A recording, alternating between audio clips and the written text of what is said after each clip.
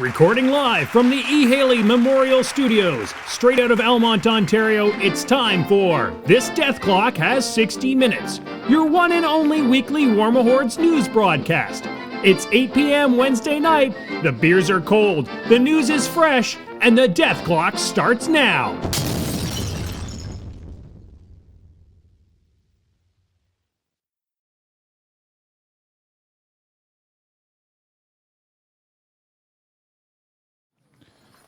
Welcome, everybody, to This Death Clock Has 60 Minutes. I am your host for this evening, Semi-Auto Magic. I am joined today by this cardboard cutout of a Dalek and this large Moose Machine banner. We are located in a small Caspian town. You can hear the market day happening behind us. And today we are going to do a little bit of going over the news. And just stuff that's coming out, and talk about a little bit about settling into Mark III. Since I'm the only one here, I'm going to be relying a lot on you on the chat. So I will be conversing directly with the chat, and we'll talk about what's going on. And I want to talk a little bit about what I'm going to call PG things, stuff that happens that you do as a PG, growing local metas. We'll talk a little bit about running a tournament, your tournament speech, stuff like that. But also, this is going to be very community-driven. So if you guys have a topic you'd like me to cover, please make sure you put it in the chat. If you are watching us live on Facebook, I would highly recommend flipping over to twitch.tv/PG Semi-Auto Magic.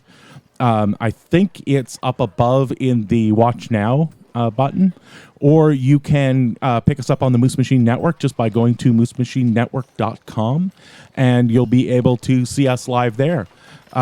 So come on into the chat, join us. The water is fine, and let's get on with the news. So the biggest stuff that has come out recently is the insiders that we've been getting. So with the news that we were going to get the new War Machine casters at Gen Con, which is coming up next week, I believe. Have to check that. We are seeing all the new Warcasters. All the juniors are sort of growing up. And over the last couple of days, we've seen, the first one we saw was Jake's. I'm not sure how much I love the new Jake sculpt, but if the little rumors that I have heard are true, it sounds like Jake's is going to be quite the neat caster. After that, we had Tristan Durant, and he is looking pretty cool as well. They have gone into sort of the process of each of these. So with Tristan, they sort of talk about the feeling that they want for the model, which was really neat because you're seeing sort of the intent. So it's a really weird thing. You don't normally get a lot of how a Warcaster feels or anything like that outside of the fluff. And it's kind of neat to be able to see that stuff happening. And then the last one we got today is Epic Iacos, or the full Warcaster of Iacos. And he's listed as Captain Iacos. So that sounds really cool. I am a big fan of the Crixian Pirates. And that may be a theme that isn't really out there yet, but I hold out high hopes for the theme forces.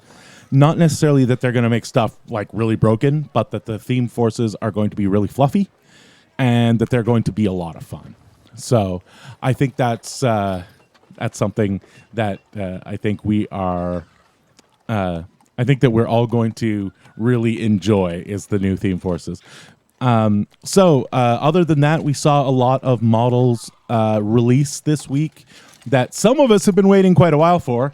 The Prime Conflux is out today. The new sculpt, or I think it might have been yesterday, the new sculpt of the Behemoth is out as well. So there's a lot of really cool stuff coming out right now from PP. Now that we've also had a little bit of time for the errata to settle, I think a lot of people are now sort of knowing, now that we know sort of the place we're going to be for 6 months. I think there's a lot of people who are really looking at the casters they're playing, the lists they're playing, and they're sort of, I get the feeling people are hunkering down for the first big length of time. We knew that there was going to be errata almost immediately after Mark III released, just because you have to. There's going to be typos. There's going to be all that kind of fun stuff. So now that we've got our first sort of 6 month block, this is outside of somebody figures out how to completely break something. We've now got 6 months for everybody to just sort of learn how this is going to go. So I think that's going to be really, really awesome. So other than that, not a lot of news out there. I would be remiss if I did not mention a few big things that happened recently. There was I think the last War Machine weekend ticket event was 2 weekends ago, I think. And it was awesome. Francesco Zapp, who is someone in our meta, but he's Italian. He's over here for a little while. He won that. That was a lot of fun. Also, the WITC just happened, and we're seeing a lot of really neat info out of that. Amongst all the yelling and screaming people did about trolls, they seem to do really well. And a congratulations to all those people who managed to get out there and have some fun. So I think we are going to move on now. We don't really have a focus. As I said, this is going to be a little bit more freeform than it was, or than it normally is, because, of course, I don't have the Idiot Patrol to bounce things off of. So what we're going to do right now is a couple of things. So first, I want people, if you've got any questions, stick them in the chat. But first, I'm going to talk a little bit about PGing. So I occasionally get asked, so what's this whole PG thing about? Do you get paid? Stuff like that. And unlike a lot of other systems, Privateer Press is relatively strict about the PG program. And I think rightly so, because the PG program is a person representing the Privateer Press. So, well, let's take a step back here. So, what is a PG? PGs are volunteers for Privateer Press that help stores and players to play the game, to have fun, and that is our mandate. What your local PG does or can do for you is they can be a mitigator between the store and Privateer Press, or you and the store and or Privateer Press. If you have like a question or something you need to get resolved, you can go to a PG and they can usually point you in the right direction. The next thing PGs do is run events. PGs will run tournaments, they'll run leagues, stuff like that. And they will get all that organized. They show up early, they get all the tables out and everything, so that you just have to show up, register, and play, which is awesome when you're on the other side of that, because I have been, I took like 6 months off. So it was a lot of fun. People ask us if we play in our own tournaments. Unlike things like X-Wing, as a PG, you can't, I shouldn't say that. You probably should not play in your own tournament. It is technically something you can do, and some people do if you are, if you're a man down, like if you've got a buy, often you'll play the buy. But with War Machine being the way it is, with the amount of questions you get, judge calls, stuff like that, you can't really play a real game of War Machine while you're also running the event. People ask if we get paid. We don't technically, because we are volunteers. But because we volunteer, we do get a stipend at the company store. To give you an idea, if you spend all day running an event, so about 8 hours to 12 hours, depending on the size of the event, you get 20 PG points about. So that's like $20 at the company store. So, if you're really, really lucky, you can get a solo. But it's basically just an incentive. They want to acknowledge that the PGs spend their time and energy and often a lot of money out of pocket to run these events, and so they have a little stipend. Most of us will collect up our points, and then we'll either spend them to get an alternate army, or a lot of the time we spend them on things like prizing or stuff like that, even though that's kind of frowned upon by PP. They're like, we won't say you can't give away your points, but they like, this is supposed to be for you. Stop giving away your points. Unfortunately, the type of person who's going to PG is also the type of person who's likely to give away their points. So that is the type of thing that happens. So that gives you sort of a little overview of what PGs and what they do. So now I'm going to flip over. We'll take a look at the chat and see what we have today. Runewise is talking about the Protectorate. So let's just go. I'm just going to scroll back up. So Two Bad Cats asks, do you think that the fact that new casters, except for Jake's, can't take in-faction juniors will be a liability? I don't think so. The sort of idea that these are the grown-up juniors is part of the fluff of the character, and I think is taken into account when they're designing the characters. They know that you won't be able to take the same version of the model. So I should explain why you can't do that. Even though there's no FAC, so there's no, you can't have, you can have a character in all of your lists. You can't ever have the same character multiple times in the same list. So you can't have Iris 1, 2, and 3 in the same list. And in the case of the juniors, you can't take, for example, in Signar, you can't take Jake's the junior and Jake's the warcaster, or Iacos the junior and Iacos the warcaster, because they're a named character. So that's why you can't take it. I think that they take that into account when they're looking at the casters, and the fact that they sort of do the same thing. You probably wouldn't want them, other than the focus, than the fact that you can hand out a little bit more focus. And that isn't anywhere near as bad as it used to be. So with Mark III, I don't think the focus thing is too much of a problem. Brush Chewer is just asking a quick question about what they should be buying first with Menoth. Temple Flame Guard, Zealots, or Daughters of the Flame. What should I buy first? My answer would be Temple Flame Guard, because they're a great get in the way unit.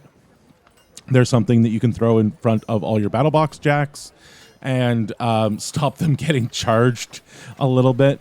And they're fun little models. I've enjoyed them. Runewise has a couple answers.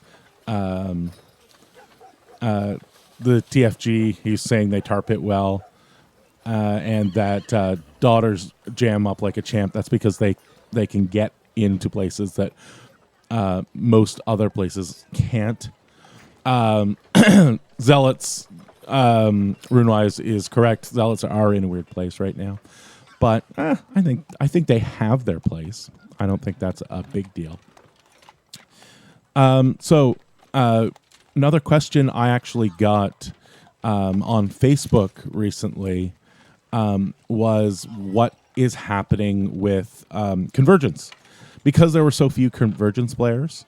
A lot of people were asking, like, are Convergence in a good place? Are they in a bad place? I think Convergence is going to be the king of limited formats. In Champions, they are champions. Because they didn't change to a greater or lesser extent, I think they have they've really stayed really strong.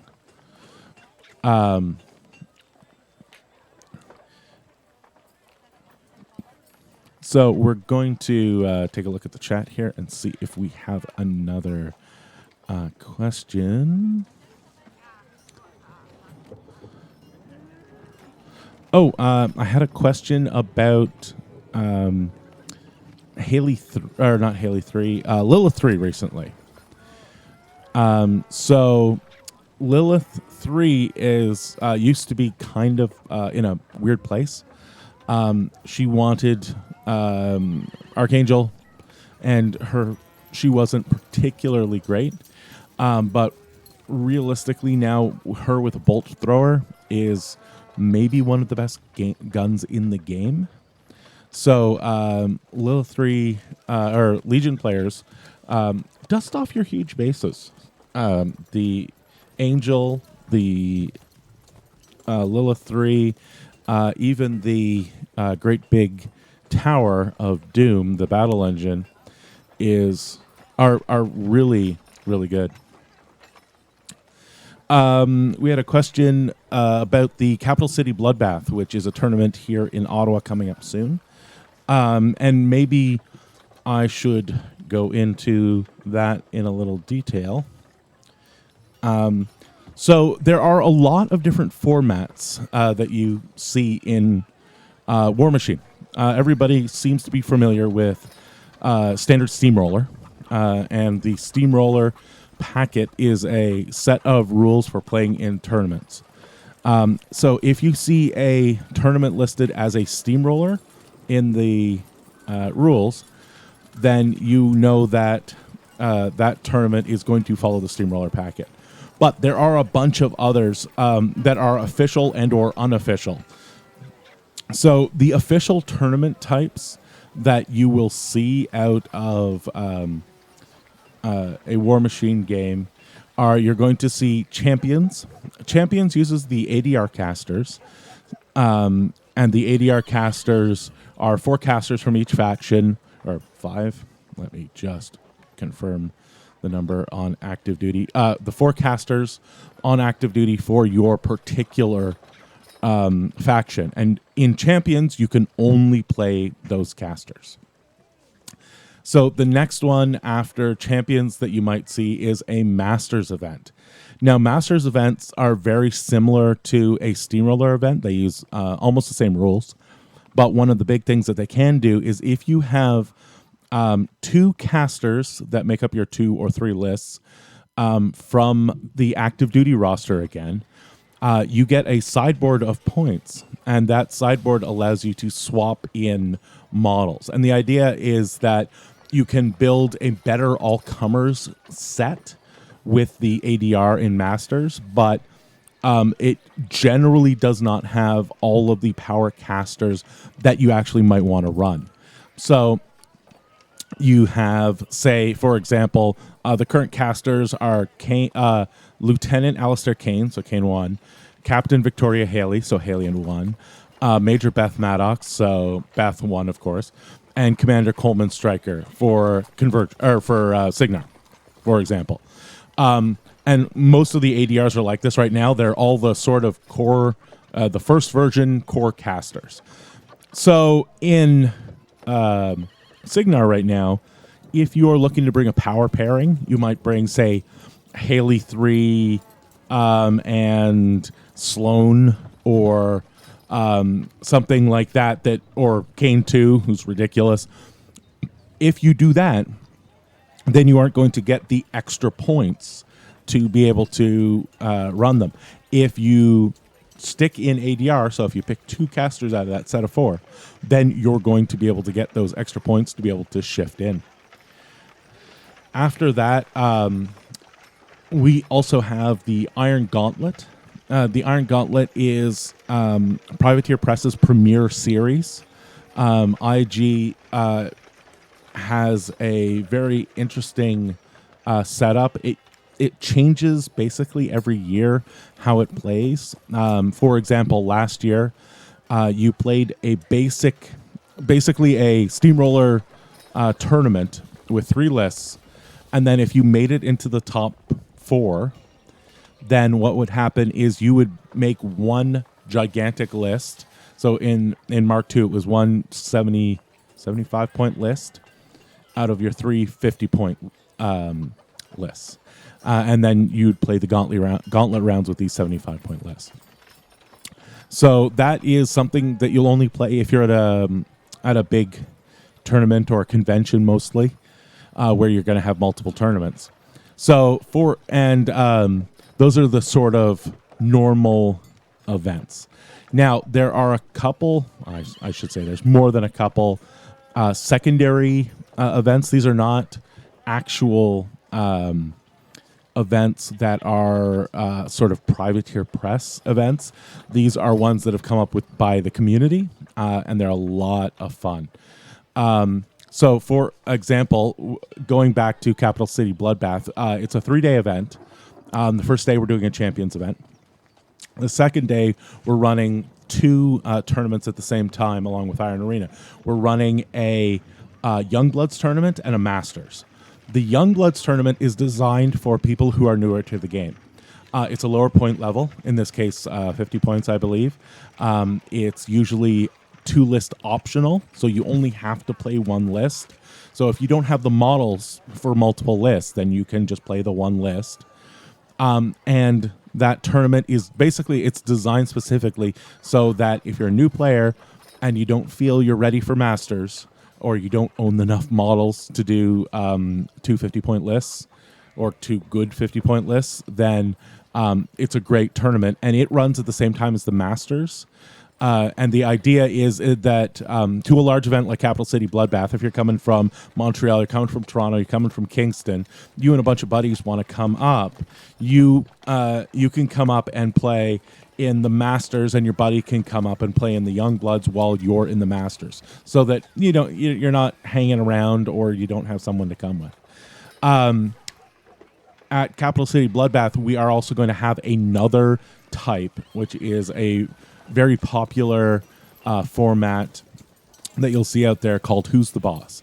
So again, at Capital City Bloodbath, because this question was asked about that particular event, on the Sunday, the Youngbloods and Masters are on the Saturday.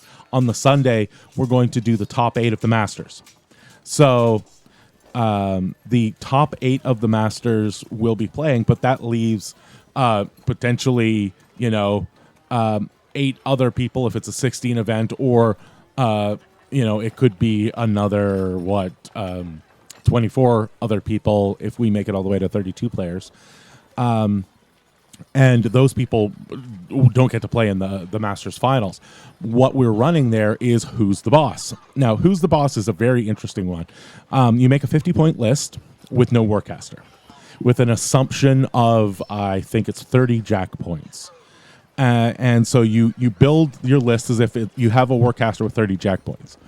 And then we spin the wheel. Now, I'm not sure if we're going to have a literal wheel.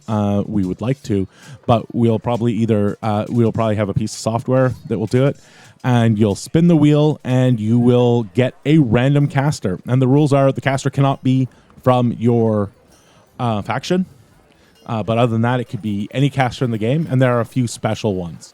So you make your lists, you get paired, then you walk up and you spin the wheel, you get your caster, and then that caster becomes the caster for your faction. And if it's a Hordes faction or a Hordes caster and a War Machine faction, then they basically become a War Machine caster, which can cause no end of weirdness.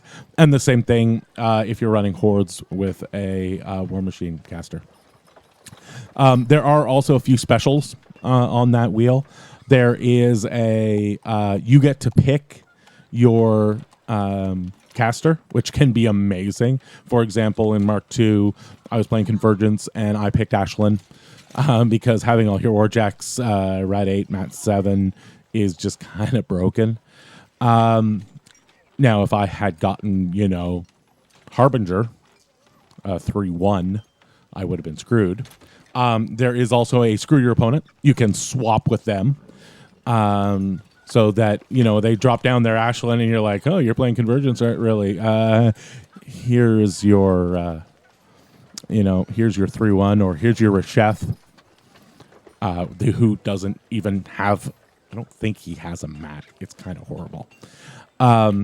So it can lead to the most broken combinations you will ever play, or it can be just absolutely horrible for you. And that's the fun of that type of game. It is just for fun. It is so much fun. So I would highly encourage. So I'll plug Capital City Bloodbath since we're here anyway. So Capital City Bloodbath is coming up in 2 weeks from 3 weeks from now. 3 weeks from now. It will be here in Ottawa at the EY Center. It's a great big place. Brush Drew is just telling me Resheth is a 1-1. So yeah, you really don't want that in Convergence. And it's going to be a huge tournament as it is right now. We do have some space left, so that's so you can get into anything you want. I would highly suggest the Masters tournament because it is a 2-day event and it's catered. So even though it's a little bit more expensive than a normal, instead of being $15 for a 1-day game, it's $80, but that's $40 for 2 days of gaming and $40 for your food for 2 days. So it is awesome. Yeah, Pseudobite, I would never want to get Wormwood. 0-0 in Convergence, so bad. All right, so that's a quick rundown of different game styles. There are others that you might drop into.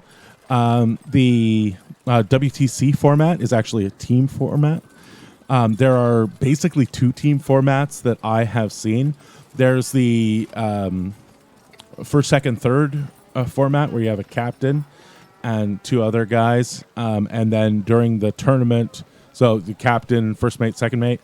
And then when you play the other team, captain plays captain, first mate plays first mate, second mate plays second mate. And then you just pretend that each team is a player. And then there's the WITC style, or the WTC style that the WITC just used, which is a much more complex style, but a sort of short rundown is that you have a captain that picks the matches and they alternate picking the matches, but it's not just a single match. You put up a person and then the other person responds, and then you can respond back. And then the person who goes second, I believe, gets to choose the table. So just like if you go second, you get to choose the side of the table. If you go second in the choosing for a WTC, generally you get to pick which of a set of tables your guys will be playing on. So it is...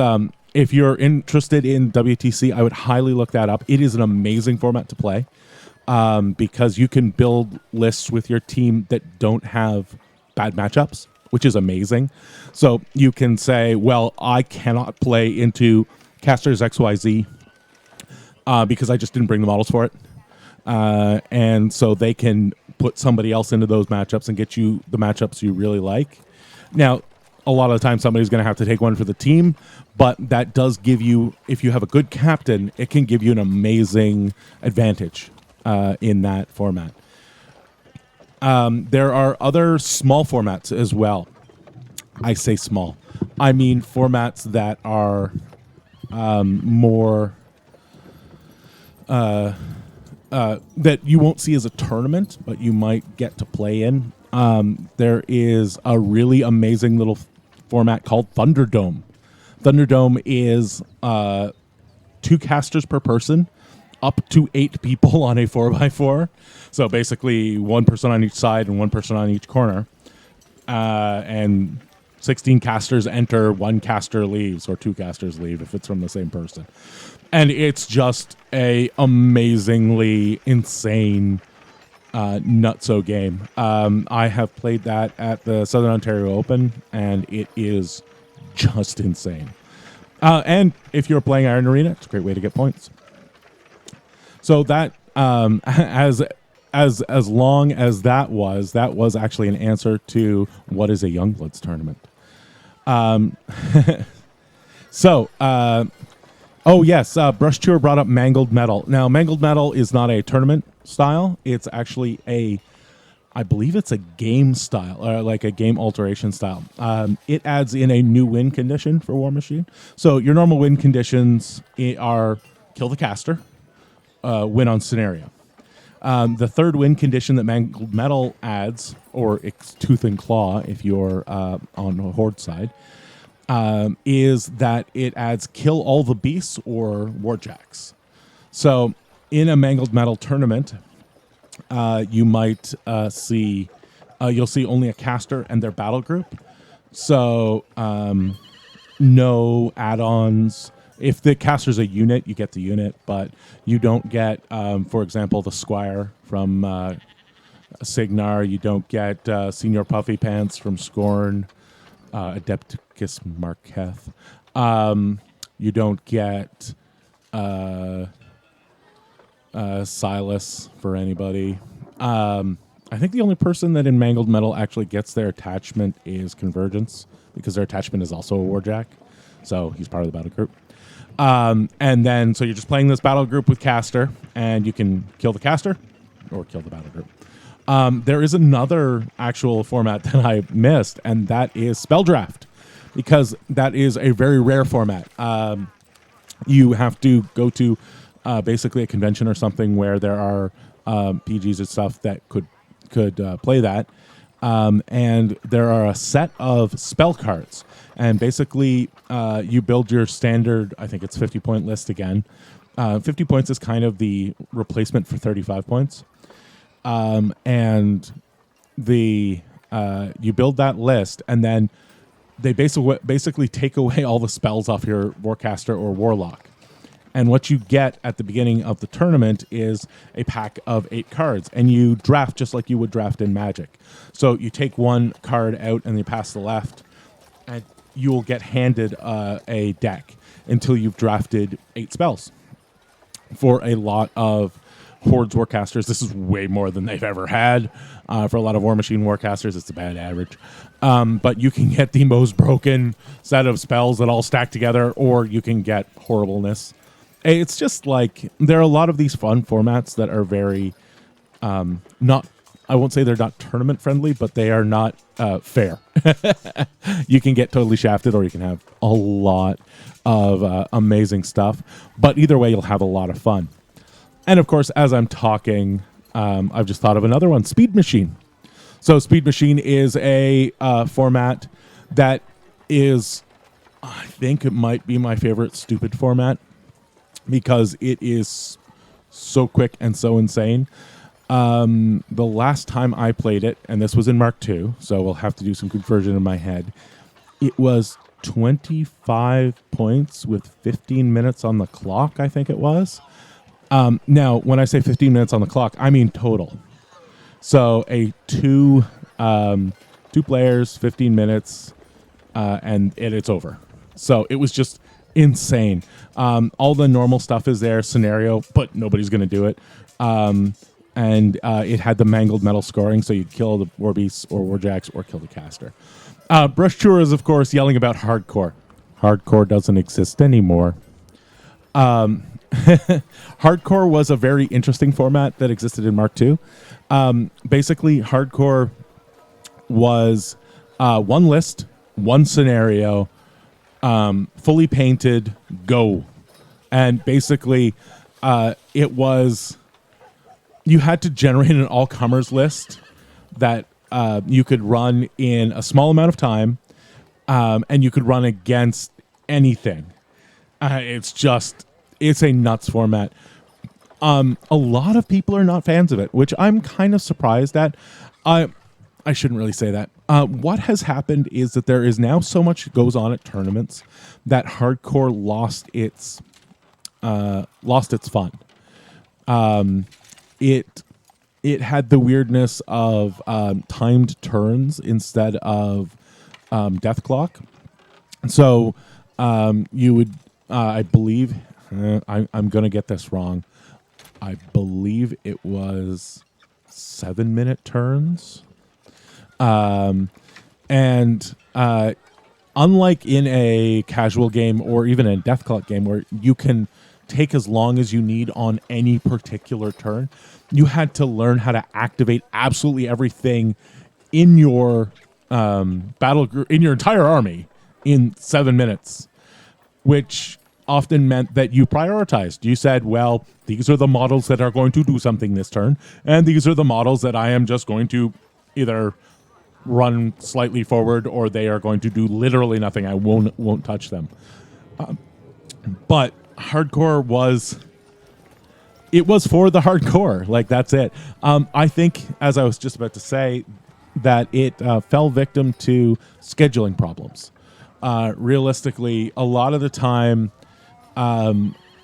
things like Masters and Hardcore got scheduled against each other, and you really had to make that decision. When you're scheduling a con level event, you have a big problem, which is how to give diversity for enough people while still maintaining the ability for people to play in different to play in the formats they want to. So I want to go out and I want to play in Masters. Well, if I have the choice between Hardcore and Masters, well, I'm going to play in the Masters. So even though I might be interested in Hardcore, I don't get to play it. And I think a lot of the formats actually fall to that problem. I think that's actually an issue that sometimes happens. Brush Flavor saying that Butcher 3 absolutely killed it. Brush Chewer saying that Butcher 3 killed it, and that is so true. I actually, the last time I played Hardcore, I was playing Convergence. I played Father Lucant, and I had one of our local players say to me, well, my current plan is to dodge your list. Because Father Lucant in Mark II was kind of a beast. He could move very quickly and then just not be damaged by a lot of stuff. And if you brought the wrong list, he stayed alive for way too long, and you would lose on time. All right. So again, if anybody has any questions, we will go into that. The next little random thing that I had planned for you guys is just a wee bit of talk about what to do when your model gets errated. It's a subject that happens not hugely often, but when the big change to Mark III was kind of like everybody being errated at once. And there are a couple things that I think we should point out happen when your models change. The first thing that you have to assume whenever an errata drops is that everything you know is wrong. And that can be a really hard thing to process. Not to know, but to process. So, for example, I know that when Mark III dropped, Convergence changed. They didn't change a lot, but they changed. I played an entire game with Father Lucant having deceleration because I was used to that. And that was a problem because I lost deceleration in the change.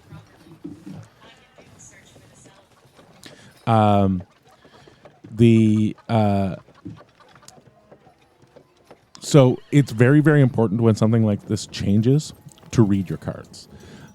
Reading your cards might be the most important thing in playing War Machine. And it sounds really silly. Oh, yeah, I've been playing for 3 years. Why am I reading my cards? Because there's so much there. There's so much information, and there's so much that could have changed or already did change. So there's a lot of things that can help you sort of get a handle on what's coming from. A lot of the Facebook groups are okay. And the Privateer Press forums, the specific faction forums, are okay as well, except that they have the echo chamber problem. And that's where you have a whole bunch of people who all sort of think the same thing. So you'll love this. You should take it with a grain of salt. And that that is kind of a thing you should always do with advice from the internet is take it with a grain of salt. Now, that being said, the salt mines on the internet are vast and unending. So when you find out that a car is errated, go to the forums, go to the Facebook page of your faction, take a look at what other people are saying. But the first thing you should do once you find out that the errata has happened and you've looked at the actual card, you've read it a couple of times, play it. There is no amount of mining of salt on the internet. There is no amount of theory machine that tops playing the model. And one of the really interesting things about a change like we've gone through from Mark II to Mark III is that you literally should be putting everything from your faction on the table. No matter how dumb it seems, how bad it is on paper, how bad it is on Forum Think, you should get it on the table. There should be, for the next 6 months, now that we have the first errata and we know all the things have sort of been cleaned up from the typos and copy and paste problems and stuff like that. Now that all of that stuff is cleaned up, the next 6 months should be just pure experimentation. Take everything off your shelf, put it in your bag, take it to the store, play it. There are a lot of classic examples of this. One of them is we were just talking about it in chat earlier. For those of you who are here live, unfortunately, you won't get the lovely chat. Oh, sorry, on this side, you won't get the lovely chat that we normally have, where a Dalek that is attacking me is. But we were talking about Zal 2. There was a lot of people who, when Zal 2 was released, were just like, that is garbage. It's hot trash. It'll be good when they released a War Beast that is a construct. Don't build for the feet, or do build for the feet. There was nobody was saying, oh, well, you got to play this guy. And then people started putting him on the table, and people's opinions started to change. There are a lot, like, if you don't get out there and play it, you don't know. You really don't know. There is time and again weird forum. I shouldn't say weird. There is unexpected forum think and unexpected incongruities with reality. For example, I think the last big tournament, I think the WITC, there wasn't a Signar there wasn't a Sloan in the final in the winning team. Just didn't appear. The winner was Trolls. So does that mean that Sloan is bad? No. But it means that Sloan is probably not as overpowered as some people seem to think. There are people every day. Everybody used to say Crix is horribly overpowered, but Crix wasn't winning every tournament. There's always people saying, oh, there's no way to beat Signar shooting. Well, Signar's not winning every tournament. You got to get out there. You got to get models on the table. So there is no, in this game, there is absolutely no excuse for not putting it on your table. We're seeing in the chat where Two Bad Cats was just saying a case in point where Cray got dropped into Wormwood and just absolutely wrecked him.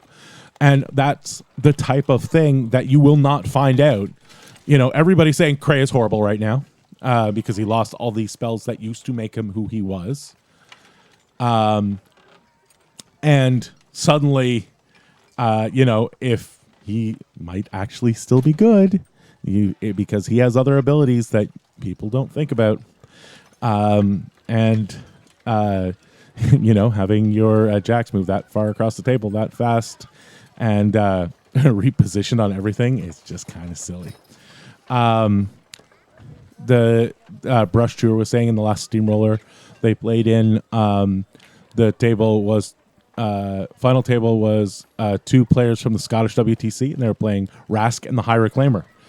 And I think if you asked anybody 6 months ago whether you'd be seeing minions at the final tables, they would have just straight laughed at you because they weren't good. And suddenly you start putting on the table and wait a second, this is kind of nuts. And Brush Tour saying Rask won.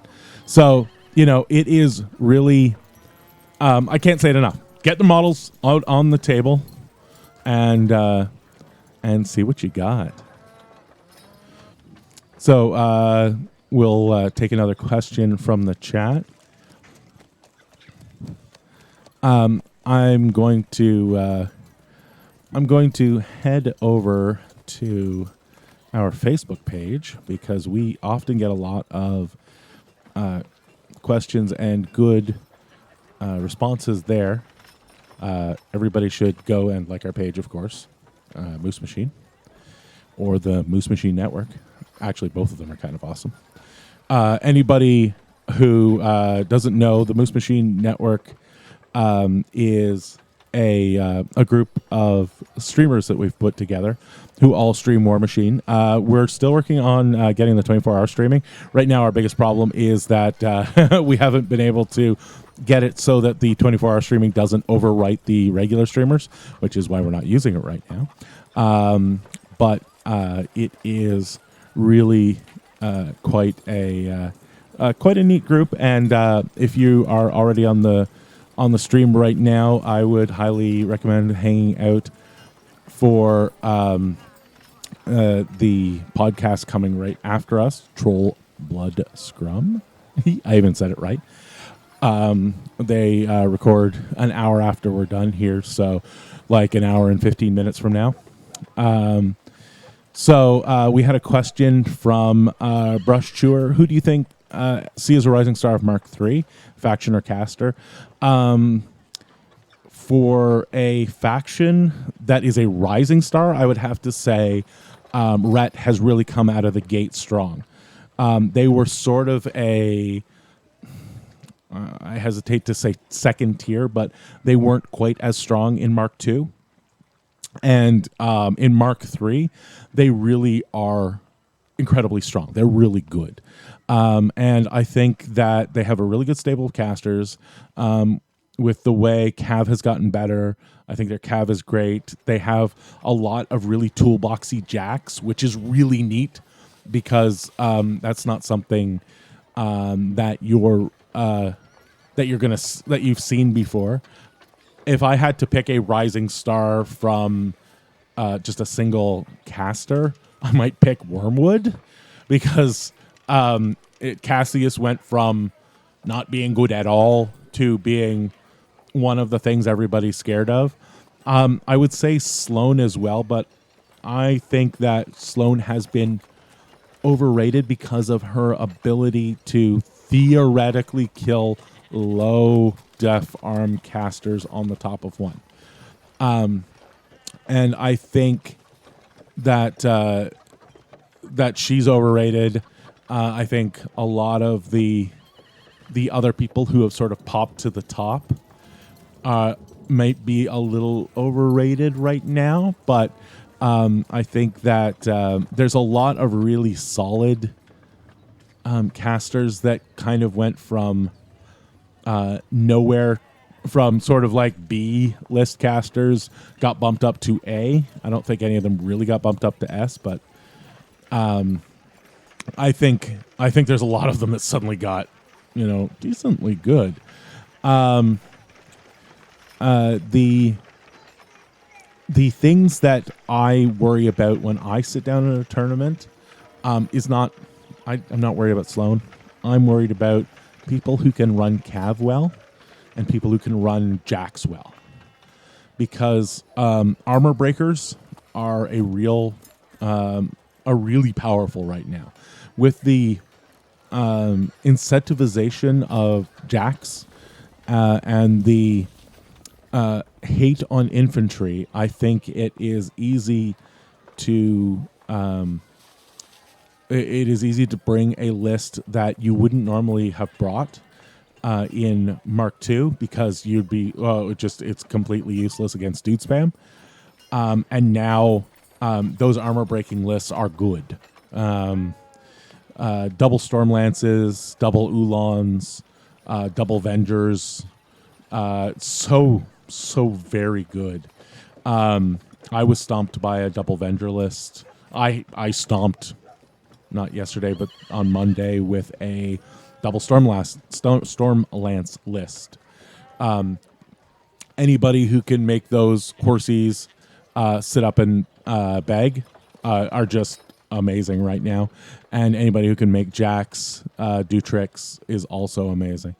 Now, I think we are going to start to see more infantry moving back into the meta. Is it just a personal thing? I think that even though there is...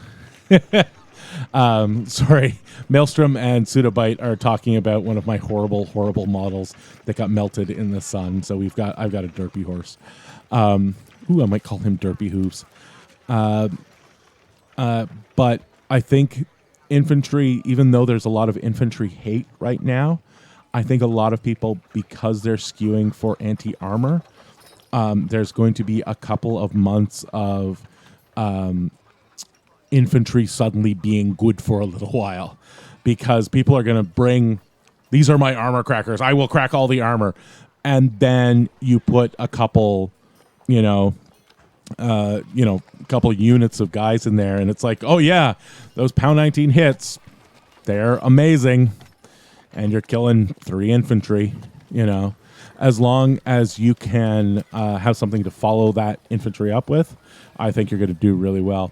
Brush Chewer is mentioning that Striker 2 with double Storm Lances is really strong right now, and I would highly agree. That it's one of the lists that I want to try. I am kind of enamored of the double horsies right now, and it's just it's a really fun list. It's really horrible. All right, so we'll see if anybody has any other questions. So I was just flipping over onto our Facebook. I want to give a shout out to Tim Banky, a friend of the show and an amazing guy. He runs the Southern Ontario Open, but in between PGing and working and running Southern Ontario Open and being a judge for PP, and I don't think he's technically a press ganger anymore, but he was. He does a battle report video cast called Arcane Assist. It used to be a straight podcast, but they haven't actually put out a straight podcast episode in a while. Go back and listen to those podcasts, by the way. They are amazing. They're a little bit less useful now because it's Mark II information, and it's really interesting, detailed Mark II information.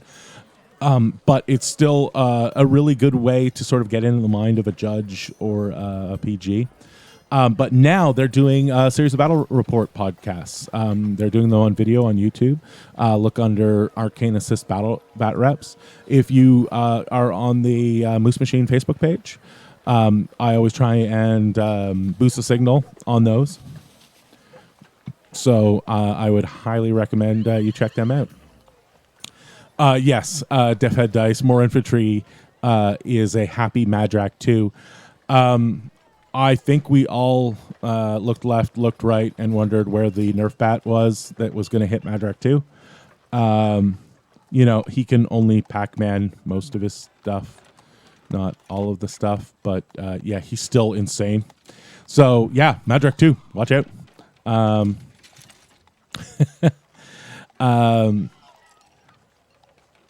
one other thing, since I already shouted out Capital City Bloodbath, and since I probably won't be doing shout-outs at the end because this whole shit show that I'm doing tonight is going to just sort of unceremoniously end at the end. I wanted to let everybody know about the final World Ender Invitational Tournament that is happening this Sunday, the 31st, I want to say. And it is going to be at the Wizards Tower here, who is our sponsor. Their logo is down there. They help keep the lights on and keep us in models. Sponsor. And it's going to be a lot of fun. We've got people coming from far and wide to Ottawa to play some games. So I'm really hoping for a good turnout there. You can register online, or you can register at the time there. Rush Chewer Corbeau makes Madrak sad. Corbeau is a very interesting model.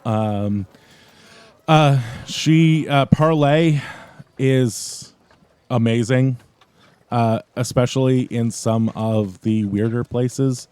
Battle Engine casters kind of love Parlay because they can protect Corbeau.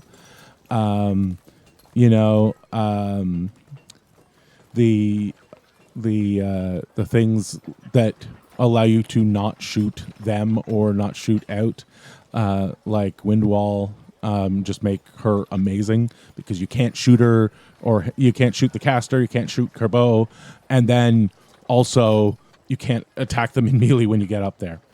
Deathhead Dice wants me to call out the WTC Team Canada 5-man tournament on August 27th in Guelph. I'm not sure if there's any spots open for that, but if there are, you should get in on that. That is going to be an amazing event. The WTC Team Canada, it's a fundraiser for them. So you should definitely get out and spend your dough and get in on that.